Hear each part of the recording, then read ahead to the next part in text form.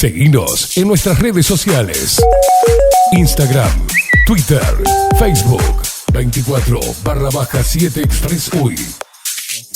Qué lindo imaginar una tarde de invierno o de otoño, ¿no? Con un cafecito al lado de la ventana y leyendo un libro. Hermosísimo. El paraíso. El paraíso. El paraíso. Muy buenos días, María. ¿Cómo estás? Buenos días, Catherine. Buenos días, Facundo. Feliz de estar con ustedes. Una alegría tremenda, dando comienzo otro jueves en esta columna que has dado en llamar El misterio de la palabra, y que tiene un nombre tan lindo que nos encanta. Nos encanta. Y hoy, con una escritora tan querida, sí, ¿no? Sí. No tan conocida, tal vez, por muchos, porque no es como decir un Horacio Quiroga, que se estudia habitualmente, por ejemplo, en educación, Claro. ¿no? Como Jane Austen. Jane Austen, una maravilla de escritora, una británica que fue realmente estupendo todo lo que ella llegó a hacer como creadora en un tiempo en el cual las limitaciones eran tantas. Hasta desde nivel educativo personal, ¿no? Claro, por supuesto. En el caso de Jane, por ejemplo, el hecho de no tener un lugar para escribir, incluso Virginia Woolf, cuando habla en su estupendo ensayo Una habitación propia, pone como ejemplo a Jane Austen, claro. Una mujer que tuvo una habitación propia cuando era una adulta, grande, porque siendo joven, todo lo que ella escribió, todo lo que ella hizo, iba guardado, un poco como hacía Emily Dickinson en los Estados Unidos, ¿no? Como que de alguna forma ocultaban, guardaban, porque las condiciones no eran las mejores para que ella pudiera crear. Claro. Pero vamos a tratar de conocerla. Vamos a ir conociéndola de a poquito, Jane Austen. acercándonos a este... Jane Austen. Estamos hablando, Catherine, del siglo XVIII. Exacto. Estamos hablando de una Europa napoleónica, estamos hablando de un imperialismo inglés, francés, alemán, holandés, italiano. Estamos hablando de una expansión territorial de las grandes potencias. Exacto. En todo el mundo, en América Latina, en Asia, en América anglosajona también. Todo era una colonización y un comercio que cada vez era más dinámico. Claro, de la mano además de las revoluciones industriales, ¿no? Exactamente, eso justamente vamos a llegar. Exacto. Jane Austen, una maravilla. Nació el 16 de diciembre de 1775. ¿Qué año? Te das cuenta, ¿no? Estamos hablando de que se había producido allí la Revolución Francesa, que estamos hablando de que, más allá de que la Revolución Francesa movilizó todo lo que era el concepto de monarquía en Europa, claro, las Islas Británicas permanecieron siempre monárquicas, siempre respetando, bueno, hasta el día de hoy en muchos casos, ¿no? En el caso de las Islas Británicas sigue habiendo un rey. Claro. Y cómo eso, en algunos aspectos, cambia la mentalidad. Porque claro, las revoluciones cambian las mentalidades. Ni que hablar. Y si bien el proceso de la Revolución Francesa es un proceso largo, ¿no? Porque se toma como fecha siempre la caída de la Bastilla el 14 de julio del 89. Claro. Pero hablamos de un proceso que comenzó unos años antes. Claro, ya había una revolución popular. ¿Te acordás que también se estaba dando en Rusia? En Rusia fue más tardío. Lo vamos a ver después, por ejemplo, con Dostoyevsky. Hay un levantamiento popular, es decir, desde el punto de vista de la ideología y del comportamiento, el pueblo va enfrentándose a las monarquías porque hay una necesidad que es de libertad. Un grupo social en una forma macro, ¿no? Pero digo, que necesita crecer, claro, ¿no? Que está viendo los abusos de la monarquía, claro, que comenzó a crecer desde reduciéndolo a la agricultura, ese superproducción, digamos, ¿no? Y la venta de esos productos sobrantes, ¿no? Claro. Y cómo va creciendo porque se dan cuenta del comercio que se puede generar. Por supuesto. Entonces, ya desde aquellas épocas del Neolítico en las que nosotros empezamos hasta esta, en la que la producción va a determinar excedentes en cantidad y un comercio intensísimo, claro, esa gente quiere derechos. Claro. Va a pelear por ellos. Y entonces acá, en esta época fermental, es que nace esta mujer magnífica, que así todo se va a ver limitada en una cantidad de aspectos, ¿no? Decíamos que nació el 16 de diciembre de 1775 en Steventon, que es un poblado muy pequeño cercano a Hampshire, en el Reino Unido. Falleció joven el 18 de julio de 1817 en Winchester, también en el Reino Unido. Ella no viajó, vivió siempre en el área rural y se iba poco tiempo. Después vamos a ir viendo, vamos a ir observando cómo se iba por poco tiempo de vacaciones hasta que se mudaba. Fue la 7ª hija y la segunda niña del reverendo George Austin y de Cassandra Lee. Y vivió en la rectoría hasta que tuvo 25 años. Estamos hablando de que vivió con papá y mamá hasta que tuvo 25 años, porque esa era la vida de las familias rurales, principalmente de aquellas familias que eran nobles o que eran, por ejemplo, que estaban en la burguesía rural. En este caso estamos hablando de una familia que tenía raíces nobles, pero que vivían en el campo. Anglicanos, ¿no? Eran anglicanos, exactamente. Ellos ya estaban en la religión anglicana. Tenemos también los enfrentamientos religiosos, Catherine. Los protestantes y los católicos, que hasta la época de Irlanda, o sea, hasta no hace muchos años atrás, seguían dándose. En esa época viajó a Kent para quedarse con su hermano Edward, que estuvo un tiempito con él, había heredado una mansión, Godmersham Park, que sirvió para inspiración de algunas de las obras. Otro de los viajes que hizo, fíjate de lo que estoy hablando, ¿no? Viajes que hacía en esa época viviendo en la rectoría. Pasó unas vacaciones en el balneario de Bath, donde le sirvió ese espacio y ese tiempo, ese lugar, le sirvió como escenario para Orgullo y Prejuicio y Sentido y Sensibilidad. Estamos hablando, sí, de la autora de Orgullo y Prejuicio. Seguramente algunos de nuestros oyentes deben haber visto la película de 2005, que tiene, yo le comentaba a Facundo, tiene una banda sonora. La película de 2005 tiene una banda sonora tan exquisita, tan hermosa. Los protagonistas son Matthew McFadden y Keira Knightley. Mirá. Muy conocidos, además, Matthew McFadden. Mirá. Y esa ambientación, qué hermoso. Cómo me gusta eso. Es una maravilla. Amo esas películas. Es una película bellísima. Allí estamos, mirá lo que es la composición de imagen, ¿no? La fotografía. Sí. Una belleza. No, recomendable de esa época, ¿no? Hermoso. Qué hermoso. Hermoso. Yo sé que era un... Mirá, el té, ¿no? El 5 o'clock tea. Sí, obvio. 5 o'clock tea. Total. Los paisajes. ¿Qué es? Ya la quiero ver. Sí. Esta se llama Orgullo y Prejuicio. Orgullo y Prejuicio. Es la película. Hay una serie también británica, una serie excelente, pero es una serie ya mucho más, digamos, más extensa en el tiempo, por supuesto, y mucho más preparada, con una recreación de época impresionante. Pero la película yo la recomiendo de todo corazón. Es una película bellísima.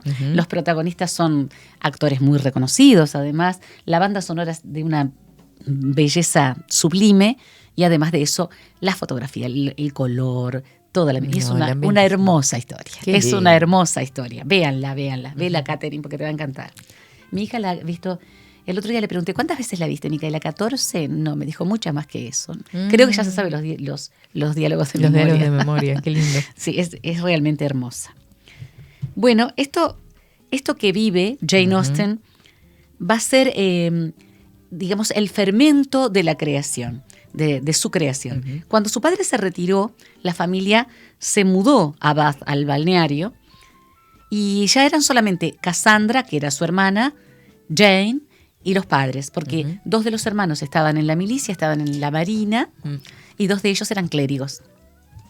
¿Viste cómo se repite el patrón? Sí, claro. Los varones de la familia, si no heredan o no tienen nada para heredar, van a ser o militares o clérigos. Y sí, era el destino, ¿no? Claro, las familias ya estaban de alguna forma preparadas para que sus hijos hicieran determinadas cosas. Y a las hijas había que casarlas.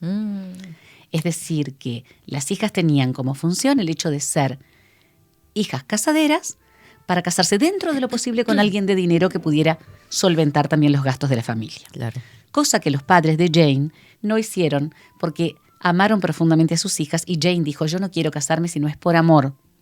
Si no estoy enamorada no voy a casarme.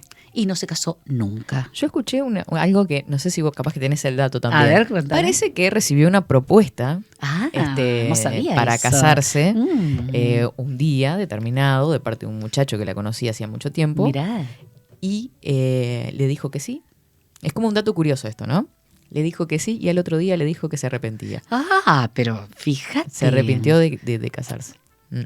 Date cuenta vos qué libertad, ¿no? Qué capacidad. Bueno, vamos a ver que si ustedes ven la película Orgullo y Prejuicio, van a ver cómo algunas de las cosas que viven las hermanas Bennett, que son 5 hermanas, son 5 chicas. Imagínate, pobres padres, tener que casar a 5 mujeres. Son 5 chicas de la nobleza, de la rancia nobleza rural inglesa. Van a ver cómo algunas de las cosas son las que pasaron. Mira, ese dato no lo tenía. ¿Vieron, escucharon los oyentes que nosotros también tenemos nuestros pequeños chismes? Los chismes literarios. Los chismes literarios. Interesantísimo, los chismes literarios. Abrimos una nueva sección. Chismes literarios. Jane diciéndole primero que sí, después que no. Sí. El padre de las chicas, de Cassandra y de Jane, murió en 1805. Y en 1806, la madre, Cassandra y Jane, se mudaron a Southampton primero y luego a Chawton en 1809. Finalmente, su hermano Edward, que era el que había heredado una mansión, muchas tierras, varios cottages, que son pequeñas casas, digamos, pequeñas casas de campo, les dio a su madre y a sus hermanas un cottage para vivir. Mira. Es allí donde ella termina de revisar sus novelas, escribe Mansfield Park, termina Emma y termina Persuasión. Mira. La única novela inconclusa, después vamos a ver, que es Sanditon, que algunos escritores ingleses e incluso franceses han querido terminarla y no lo hicieron, está editada sin concluir, claro, porque ella murió antes. Creo que una de las personas que más influyó en que ella se volcara a la escritura y demás, y que la promovió, fue su prima.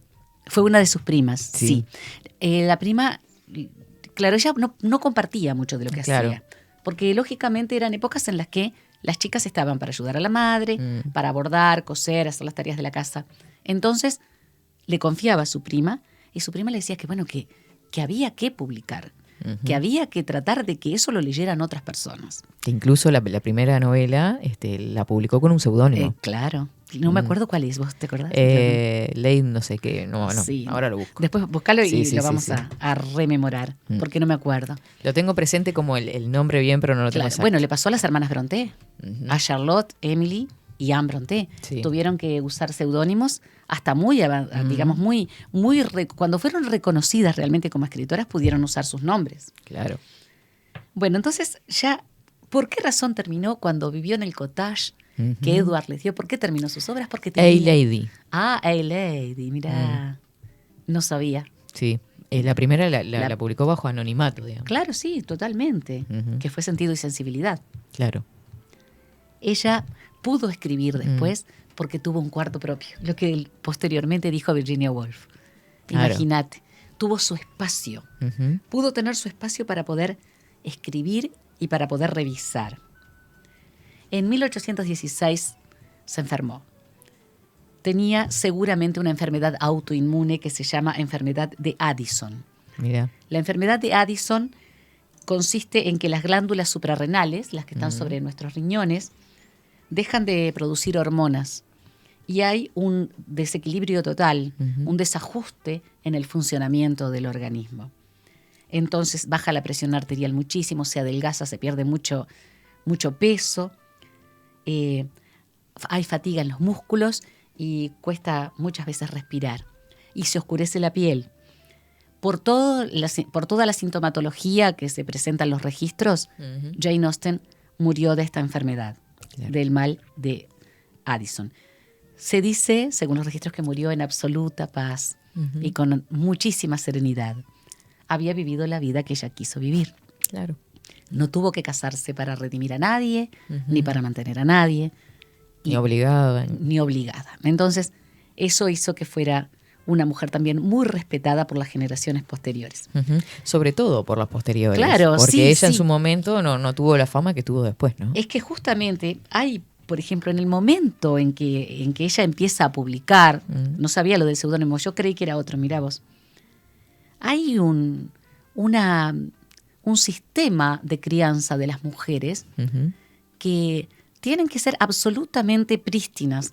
Es decir, están criadas para ser mujeres puras, para ser mujeres que saben llevar una casa, para ser buenas esposas y criar hijos. Incluso el gran Samuel Richardson, el gran escritor y novelista, tiene una novela que se llama Pamela o La virtud recompensada. Y Pamela es una heroína que resiste todo lo que puede, la idea de pecado, la idea de una relación que puede hacerla muy feliz, pero que ella no quiere porque sería romper con la pureza en la que ella quiere mantenerse. Claro. Entonces, llega a ser recompensada la virtud con casarse con una persona rica que la estabiliza económicamente. Y estamos hablando de Samuel Richardson. Sí. Pero son, como decimos siempre, productos de una época. Nosotros tenemos que contextualizar.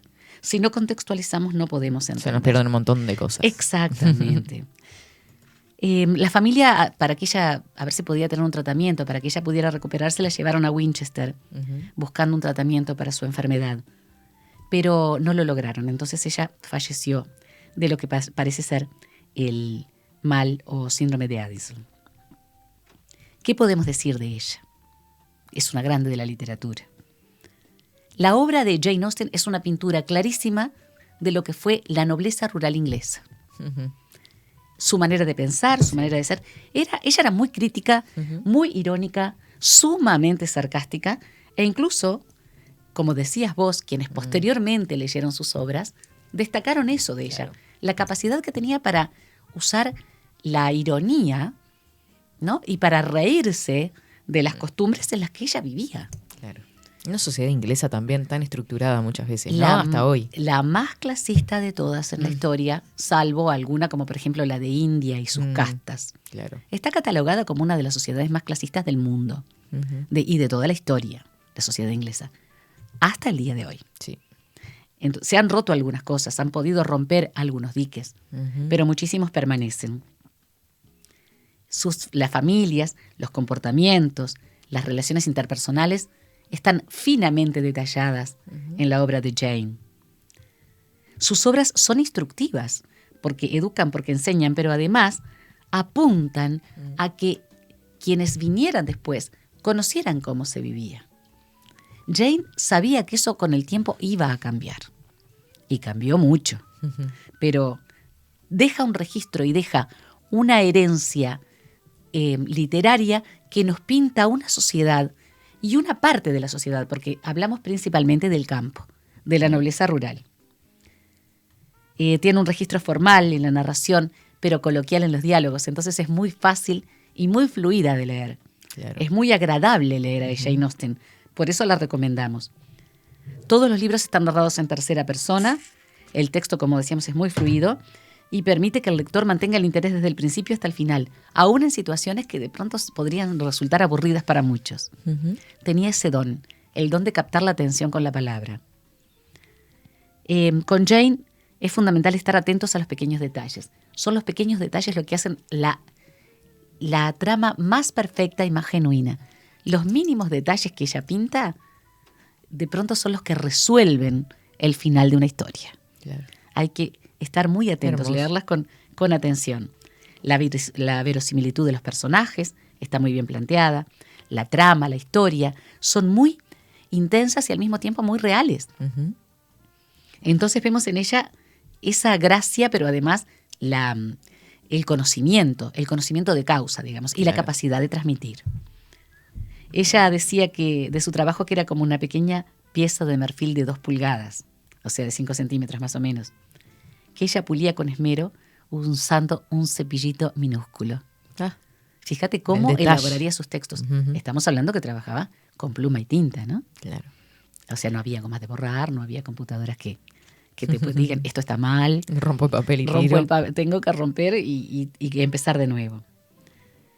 La vida de Jane se dio justamente en esto de lo que tú hablabas, ¿no? En un periodo de transición importantísimo en el que se está pasando de una monarquía absoluta a una monarquía que va a seguir siendo absoluta, pero que va a tener que cambiar. Va a tener que negociar. Por supuesto, porque la Si quiere revolución, estar. claro que sí, porque la Revolución Francesa fue un hito muy importante en esta historia europea. Entonces la Revolución Francesa va a hacer ver que todo aquello que estaba establecido como cierto, posiblemente no lo sea. Por ejemplo, la monarquía de derecho divino. Es que claro, en eso estaba pensando Claro, justamente, que claro, conectados. claro, totalmente. El poder era dado al rey por Dios. Claro. Entonces estás cuestionando Estás cuestionando la divinidad. Exacto, estás cuestionando la misma divinidad, ¿no? Exactamente. Con todas las corrientes filosóficas de la época. Entonces, vos temblaba todo. todo, los cimientos estaban prontos para hacerse pedazos. Entonces, esto es lo que hace maravillosa a esta mujer. Que viviendo en ese medio, en ese contexto, Claro. fue capaz hasta de ridiculizar en algunos aspectos, como vamos a ver ahora cuando leamos algunos de los fragmentos, Sí. de ridiculizar aquellas premisas que estaban establecidas como que eran sagradas. Incluso ella enaltece la libertad de opción, la libertad de elección, la libertad de amar a quien se quiera amar. Y también enaltece a la mujer madura, a la mujer que va creciendo y que no necesariamente porque es grande perdió su belleza o su esencia. Y eso lo vemos en algunas de las obras de Jane de una manera estupenda. Entonces, hay acá una ruptura de bases establecidas, principalmente de bases familiares y de educación. De educación que a su vez fue el padre que la educó, ¿no? Por supuesto. Sí, fue el padre. Entonces, vemos aquí un hombre que no... Además, estamos hablando de un religioso, Sí. de un clérigo, que Los tiene su grandes propia poseedores del conocimiento, ¿no? Claro En ese que sí. momento. Un clérigo anglicano que sabía y que sin embargo cría a sus hijas con la libertad de poder optar, que no es poco Claro. para la época. Las obras de Jane Austen, Orgullo y Prejuicio, véanla por favor. Sensatez y Sentimientos, que también está llevada al cine. Mansfield Park, que creo que hay una serie. Emma. La película no es muy fiel, mirá. Qué lindo. Estupendo. Me encanta. Emma. Es un clásico, Ay, ¿no? sí, Estos sí. pasajes Sí, acá- todos en algún momento vimos, ¿no? Sí, exactamente. Esto es Emma, ¿verdad, Facundo? No. Sensatez y Sentimientos. Hermoso. Sí, acá tenemos a una grande del cine inglés, ¿no? A las puertas. Bueno, está El detalle, la ¿no? ambientación es impresionante, es impresionante. Estamos hablando de Emma Thompson, ¿no es cierto? La actriz, la vemos allí, hermosa ella. Fíjate un lo que son clásico. los vestidos, una verdadera hermosura. Las historias son sumamente fuertes, pero además son hermosas. Qué Fíjate lindo. qué Mira el amor. qué belleza el amor. C'est l'amour. El amor. Después Persuasión, La abadía de Northanger, Amor y amistad, Los Watson y Sanditon, que es su última novela inconclusa que algunos escritores quisieron terminar y no lograron y que aparece inconclusa como ella la dejó. Aquí estamos hablando entonces de esta maravillosa mujer. Antes de hablar de su época, Catherine y de todo lo demás, a mí me gustaría leer algunos fragmentos. Sí, claro. Porque, por ejemplo, fíjate en Persuasión. Estamos hablando del capítulo 1. En Persuasión nosotros vamos a ver, es la última novela publicada póstumamente. Fíjate vos que ella las fue escribiendo y fueron apareciendo a medida que el tiempo iba transcurriendo, ¿no? Narra la historia de una mujer en su madurez, una mujer sensible, paciente, menospreciada, que dejó el amor de su vida por un mal consejo y que cuando es madura, cuando ya es una mujer grande, ese amor de su vida reaparece. Ay, qué lindo. No, es hermoso.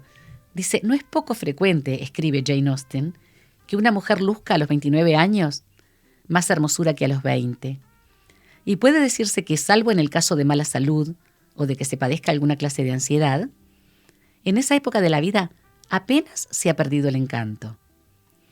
Esto ocurría con Elizabeth, que aún era la hermosa Miss Elliot de 13 años antes, y bien merecía ser disculpado Sir Walter al olvidar su edad, o por lo menos no debía juzgársele como chiflado por considerar que él y Elizabeth eran tan juveniles como siempre.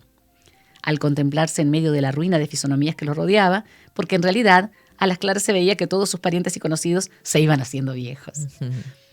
El rostro huraño de Anne, el de Mary áspero, los de sus vecinos que iban de mal en peor, y las patas de gallo que invadían las comisuras de los ojos de Mrs. Russell fueron durante mucho tiempo causa de desaliento para él. No olvidemos que a los 29 años la mujer era una mujer madura. Claro. Porque se vivía mucho Estaba menos. pensando eso, ¿no? Cómo se ha extendido eso y hoy es... Hoy date cuenta que mujeres que tienen mi edad y más se consideran en su plenitud. Total. Conozco mujeres de 70 y tantos años y de 80 que están en su plenitud. En esta época, la longevidad escasa, la expectativa de vida breve, hacía que, por supuesto, una mujer a los 30 años era una mujer veterana. Ya una mujer que no se podía casar, hijos posiblemente no tuviera. La solterona. La solterona. Ese es un personaje que aparece en las obras de Jane. La solterona...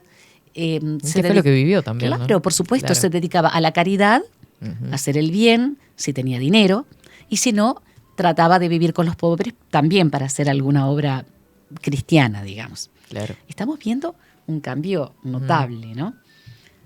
Inglaterra, en esta época, en la época de Jane Austen, fines de la segunda mitad del siglo XVIII, los burgueses, como vos te lo decías muy bien hoy, y los nobles habían acumulado grandes riquezas, pero sobre todo los burgueses. Muchos nobles incluso perdieron mucho de prestigio debido a los burgueses. Claro. Comienzan a hacer un estamento, por decir el término correcto. Un estamento, claro. A perder poder económico, claro en realidad. Sí, por supuesto. Y muchas veces, bueno, sobre todo visto en España y en Francia, eran un peso para la sociedad, porque no pagaban impuestos, porque eran improductivas. Exactamente. Entonces, eso es una de las principales causas, justamente, de que el pueblo, de que las clases menos favorecidas, las más desposeídas, estuvieran realmente enojadas con el poder. Claro. Y por supuesto que los burgueses, el estamento de la burguesía y los nuevos ricos, les nouveaux riches de los franceses, querían poder político. Claro. Y acá ingresan al Parlamento. Nosotros somos los que entendemos de economía, somos los que estamos vendiendo, vamos a crear las leyes. Exactamente, de ahí al Parlamento. Claro. Ahí está. Entonces, pasa de ser un Parlamento pro monarquía a ser un Parlamento mucho más, no sé si llamarlo democrático, pero mucho más abierto. Aquí es la época justamente en que aparecen los Tory y los Whigs, ¿no? Los Tory que van a ser pro-monárquicos y los Whigs que van a ser principalmente comerciantes que quieren tener el poder político. Hay algunos obispos, hay algunos, digamos, burgueses que son protestantes y que quieren su lugar. Claro. Como vos decís, nosotros somos los que tenemos, nosotros vamos a hacer las leyes. Entonces aquí hay empieza esa puja. Claro, hay una puja interesantísima. Incluso se ve muchísimo en las obras de Agatha Christie. O sea que fue muy largo en el tiempo este proceso. Claro. Muy largo en el tiempo. Las ciudades se extendían, no solo desde el punto de vista del espacio, crecían notoriamente porque había una fuerte migración desde el campo. Claro. Las familias muy grandes, empobrecidas, con suelos ya prácticamente improductivos en muchos casos, o cambiaban el tipo de producción. Hay mucha ganadería ovina en este momento. Lo veíamos en imágenes, Sí, ¿no? Lo veíamos, sí, las majadas, exactamente. Se ingresa mucho en la producción de ganado, principalmente ovino. En Inglaterra, Escocia y Gales, estamos hablando de Gran Bretaña. El fenómeno Reino Unido, el fenómeno político Reino Unido, es posterior a todo esto. Entonces, o se cambia la producción o se empobrecen y hay que emigrar. ¿A dónde se emigra? No hay dinero para irse al exterior. ¿Con qué se van? Se van a las ciudades. Claro. Entonces, son épocas en las que las ciudades crecen notoriamente en número, crecen espacialmente. Hay muchas epidemias, hay suciedad. Pero a medida que el tiempo pasa, eso va cambiando.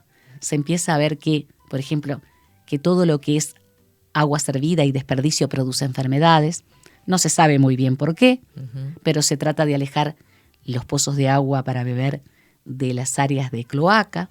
Es decir, comienza a haber un cambio. Un conocimiento, claro, a raíz de la problemática que estaban viviendo. Por supuesto, no nos olvidemos que es el siglo XVIII, el siglo del iluminismo, ¿no? Entonces hay un conocimiento mucho. La razón ahí abriéndose paso. Entre todo aquello que era arrastrado y heredado desde épocas... Ahí tenemos a John Locke, ¿no?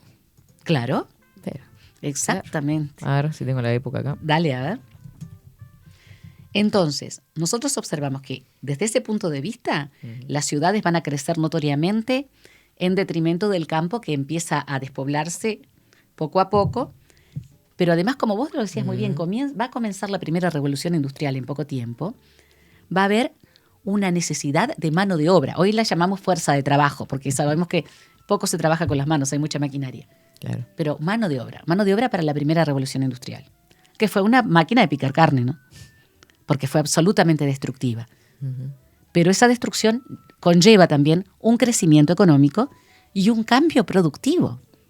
Claro. Y aquí comienzan las primeras andadas, digamos, de esta revolución Destructiva industrial. por la cantidad de horas que se trabajaba. Claro, porque trabajaban los niños. Trabajaban los niños. Las familias No había vivían- cuidados con No. respecto al uso de las máquinas. No En había abs- conocimiento tampoco En cabal. absoluto, claro. La gente perdía, digamos, que quedaba amputada, perdía la salud. Los niños eran utilizados para entrar en lugares que eran pequeños, Chiquitos. para limpiar, por ejemplo. Las familias vivían en antros, porque claro, no se les daba ningún tipo de facilidad hasta que comienza a haber esa protesta y esa forma general de enfrentarse al poder económico. Vivían, por ejemplo, hacinados, 20 personas en una habitación, sin medidas de higiene, sin la alimentación adecuada. Pero vemos que eso va a ir cambiando de una manera bastante rápida en algunos casos. Esta es la época desde el punto de vista cultural de la novela. Pero la novela, de escritores como Jonathan Swift, de quien vamos a hablar en su momento, un grande, Los viajes de Gulliver. de los viajes de Gulliver, Daniel Defoe, Richardson, Fielding, Richardson hablábamos de Pamela, ¿no? Su obra icónica, lograron grandes éxitos, pero al mismo tiempo, principalmente los varones criticaban muchísimo a quienes escribían novelas, y hasta los mismos novelistas criticaban la novela que escribían. Y vemos que hay mucha más población que sabe leer y escribir, muchas mujeres que saben leer y escribir, y las mujeres fueron quienes más leyeron novelas. Las grandes consumidoras. Claro, claro. De ahí que los varones hicieran novelas principalmente para que las leyeran las mujeres. Y después criticaban que pasaran leyendo en lugar de haciendo las cosas que tenían que hacer como mujeres, ¿no? Claro. En 1700 Inglaterra era un país agropecuario. Pero a mediados del siglo, ya cuando nace Jane Austen, se están establecidas las bases de la primera revolución industrial. La pobreza y la indigencia eran moneda corriente. Los niños que se ganaban la vida con pequeños hurtos, mendigando, haciendo compras, vendiendo periódicos, era muy común, llevando mensajes. La mujer continuó dependiendo del marido o del padre o del hermano mayor, en la clase media y alta. Y a esta dependencia Jane Austen muestra justamente en la nobleza rural, la muestra como, digamos, hasta con ironía. A esta dependencia, hasta con ironía, porque ella afortunadamente no lo tuvo que pasar tampoco. Ella vivió bajo el reinado de George III, es decir, de Jorge III. Jorge III volvió a ser duro con respecto al poder de la monarquía. Es decir, que vivió toda la vida de Jane Austen fue bajo el gobierno de Jorge III, que además estaba apoyado por los Tory, pero ella de todas formas veía a su alrededor los cambios que se estaban produciendo y lo que ella pensaba. Claro. Lo que ella pensaba y que de alguna forma iba a transmitir en su obra. La escritora se enfrentó entonces mediante a esta obra que escribió, a esa realidad que iba a ser tan cambiante, pero al mismo tiempo que trataba de mantenerse en el pasado, porque hay como un deseo de no romper con la tradición. Y de ahí, por ejemplo, que haya un enfrentamiento casi permanente entre católicos y protestantes. Claro. De allí que Jorge III va a tratar nuevamente de darle poder a esa monarquía que lo estaba perdiendo. Es que en realidad en ese periodo, en 1775, que es cuando nace Jane, comenzaba la guerra en Estados Unidos, ¿no? Claro, la guerra de la independencia. Guerra de independencia, Claro. Gran Bretaña estaba por perder, Inglaterra estaba por perder todas las tierras, ¿no? Colonias, Norteamericanas. Claro, exactamente. Y entonces, vos fíjate que hay un cambio a nivel global. Ya el proceso globalizador, podríamos decir, ya se observa aquí. Entonces, vemos que es una mujer que en su obra, que es hermosa y que de verdad la recomiendo, léanla, porque además se van a enterar de tantas cosas que pasaban a nivel de lo cotidiano, de cómo se criaban las gallinas y los gansos, lo veíamos en las imágenes de la película, por ejemplo, cómo se trataba a los amigos, de qué manera se estudiaba, cómo había que saber música, por ejemplo, o cantar, porque era importantísimo para una mujer que supiera tocar el piano, por lo menos. Sí. Por lo menos. Acá esto es un pequeño fragmento de la abadía de Northanger. Observen, mirá por la favor. tapa, Mirá lo que linda. es la tapa. Me encanta esta edición. 33, ya te lo dije. Es hermosa, es hermosa. Esta edición es preciosa. Yo creo que ella está haciendo, le falta la taza de café, pero lo que vos decías, un día frío, al solcito, con el sol en la ventana, una taza de café y un libro. Bueno, Elizabeth, que es la heroína de Orgullo y Prejuicio, era una lectora voraz. Claro. De todo, no solo de novela. Y era muy criticada por eso. En este fragmento dice, el desarrollo de la amistad de Isabella y Catherine fue por su parte tan rápido como espontáneos habían sido sus comienzos, pasando ambas jóvenes por las distintas y necesarias gradaciones de ternura, con apuro tal que al poco tiempo no les quedaba prueba alguna de amistad mutua que ofrecerse. Se llamaban por su nombre de pila, paseaban tomadas del brazo, se cuidaban las colas de los vestidos en los bailes, y cuando el tiempo no favorecía sus salidas, se encerraban para leer juntas alguna novela. Novela, sí. ¿Por qué no decirlo? No pienso ser como esos escritores que censuran un hecho al que ellos mismos contribuyen con sus obras, uniéndose a sus enemigos para vituperar este género de literatura, cubriendo de escarnio a las heroínas que su propia imaginación fabrica y calificando de sosas e insípidas las páginas que sus protagonistas hojean, según ellos, con disgusto. Si las heroínas no se respetan mutuamente, ¿cómo esperar de otros el aprecio y la estima debidos?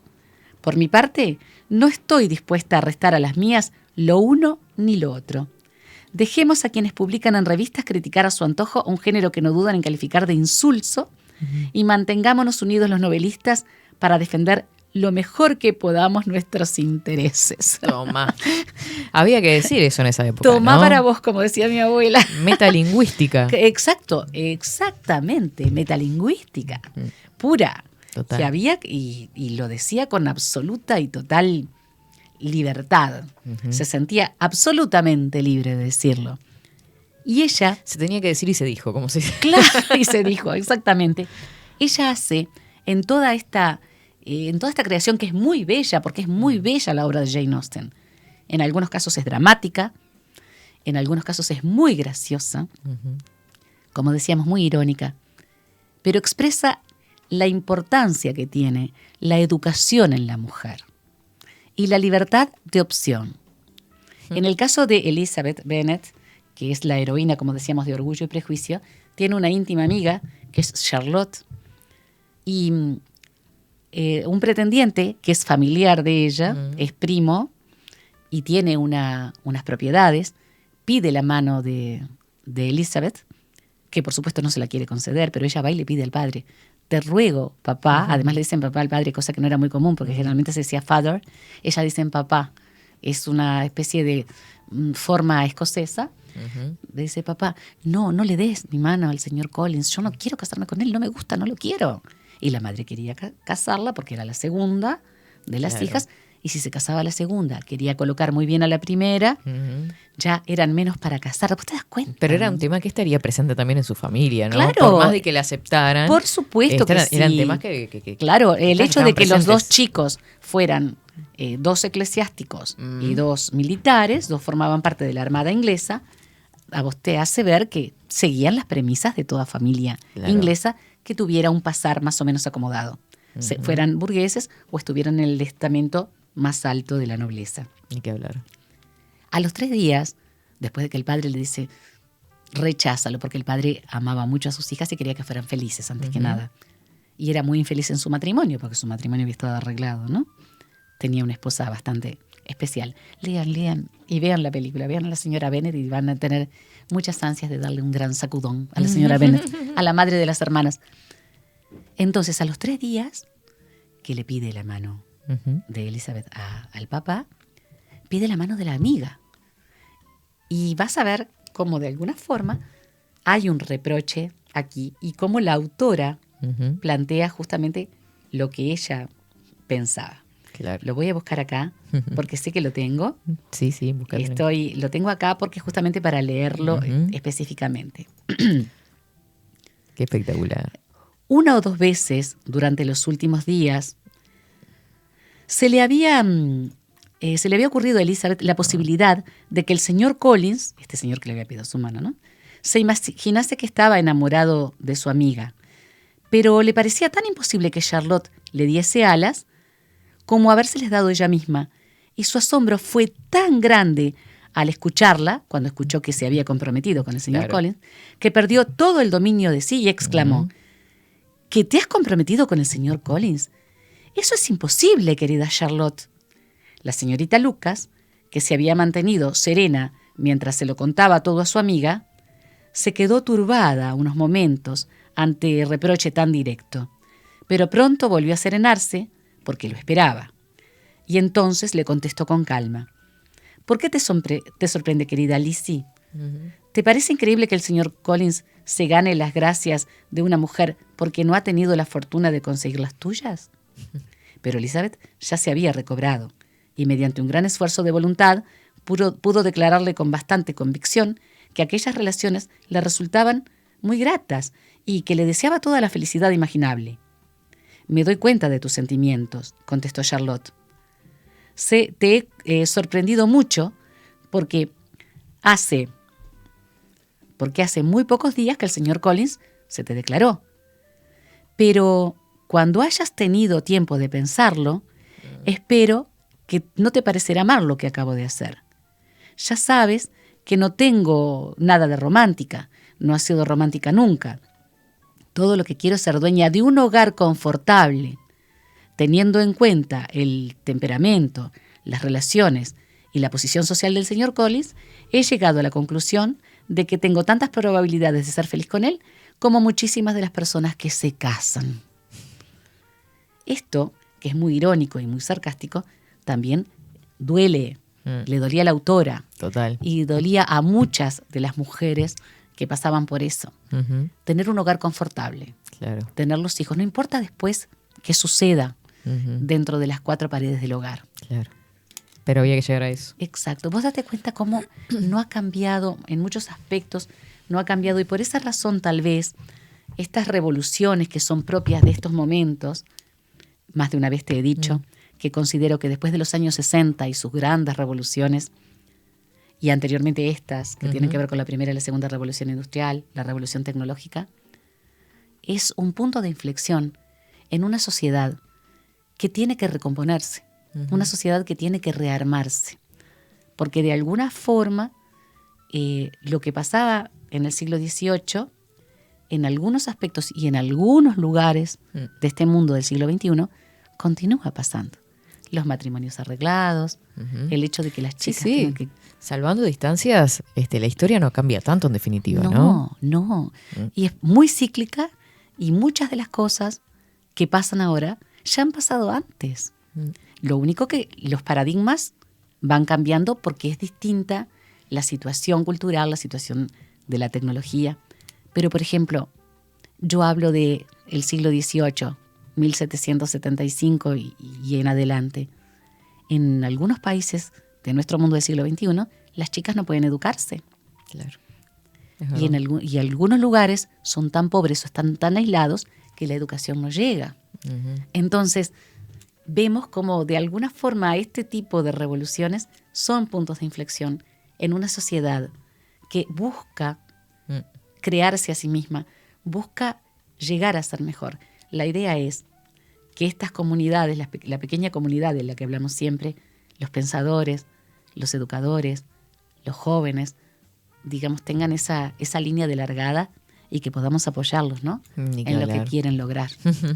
Si habrá trabajo, joven. Mucho, mucho. Y los jóvenes son maravillosos. Ni que hablar. Son espléndidos. Tú estás entre ellos. El Facu. Ven que ya. No.